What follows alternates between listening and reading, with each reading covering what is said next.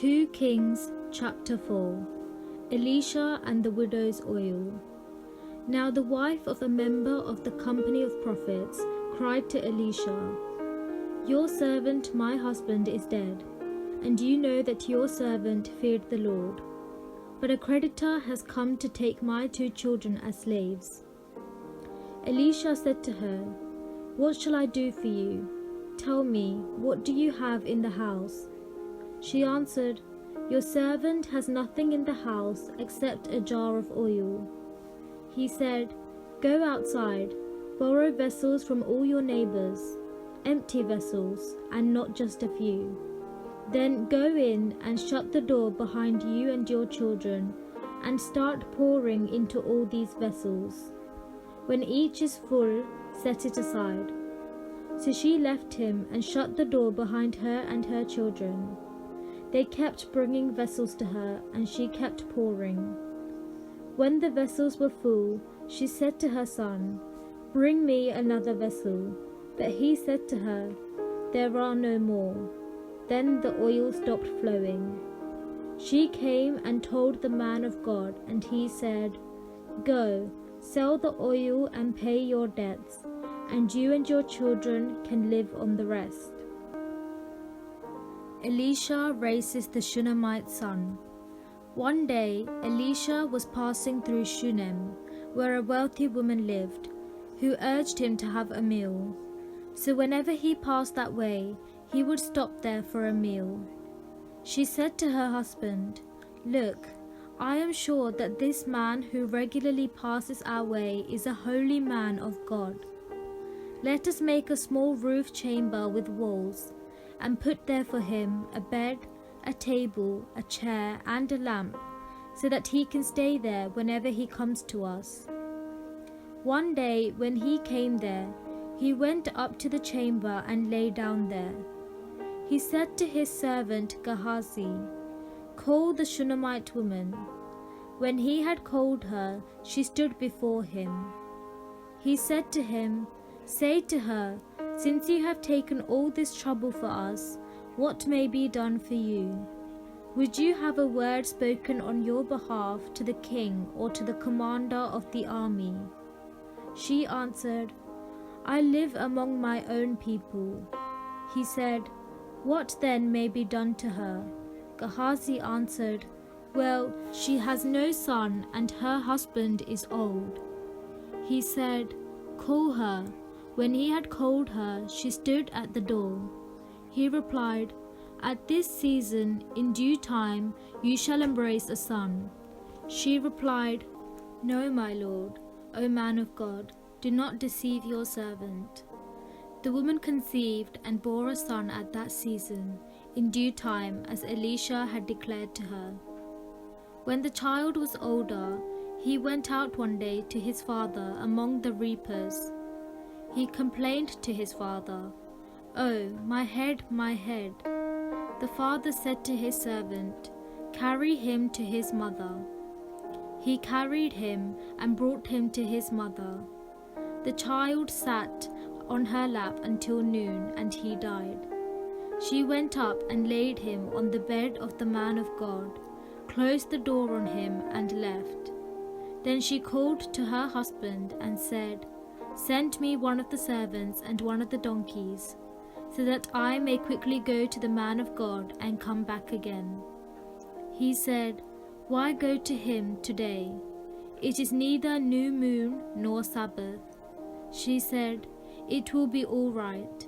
Then she saddled the donkey and said to her servant, "Urge the animal on. Do not hold back for me unless I tell you." So she set out and came to the man of God at Mount Carmel. When the man of God saw her coming, he said to Gehazi his servant, "Look, there is the Shunammite woman. Run at once to meet her and say to her, 'Are you all right? Is your husband all right? Is the child all right?'" She answered, "It is all right." When she came to the man of God at the mountain, she caught hold of his feet. Gehazi approached to push her away, But the man of God said, "Let her alone, for she is in bitter distress. The Lord has hidden it from me and has not told me." Then she said, "Did I ask my Lord for a son? Did I not say, 'Do not mislead me'?" He said to Gehazi, "Gird up your loins and take my staff in your hand and go. If you meet anyone, give no greeting, and if anyone greets you, do not answer, and lay my staff on the face of the child." Then the mother of the child said, "As the Lord lives, and as you yourself live, I will not leave without you." So he rose up and followed her. Gehazi went on ahead and laid the staff on the face of the child, but there was no sound or sign of life. He came back to meet him and told him, "The child has not awakened." When Elisha came into the house, he saw the child lying dead on his bed. So he went in and closed the door on the two of them, and prayed to the Lord. Then he got up on the bed and lay upon the child, putting his mouth upon his mouth, his eyes upon his eyes, and his hands upon his hands. And while he lay bent over him, the flesh of the child became warm. He got down, walked once to and fro in the room, then got up again and bent over him. The child sneezed 7 times, and the child opened his eyes.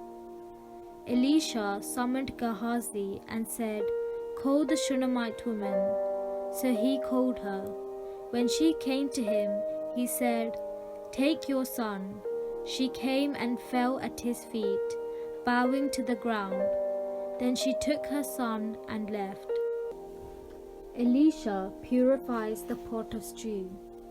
When Elisha returned to Gilgal, there was a famine in the land. As the company of prophets was sitting before him, he said to his servant, "Put the large pot on and make some stew for the company of prophets." One of them went out into the field to gather herbs. He found a wild vine and gathered from it a lapful of wild gourds, and came and cut them up into the pot of stew, not knowing what they were. They served some for the men to eat. But while they were eating the stew, they cried out, "O man of God, there is death in the pot." They could not eat it. He said, "Then bring some flour." He threw it into the pot and said, "Serve the people and let them eat." And there was nothing harmful in the pot. Elisha feeds 100 men. A man came from Baal-Shalisha, bringing food from the first fruits to the man of God, 20 loaves of barley and fresh ears of grain in his sack. Elisha said, "Give it to the people and let them eat." But his servant said, "How can I set this before 100 people?" So he repeated, "Give it to the people and let them eat. For thus says the Lord, they shall eat and have some left." He set it before them. They ate and had some left, according to the word of the Lord. This is the word of the Lord.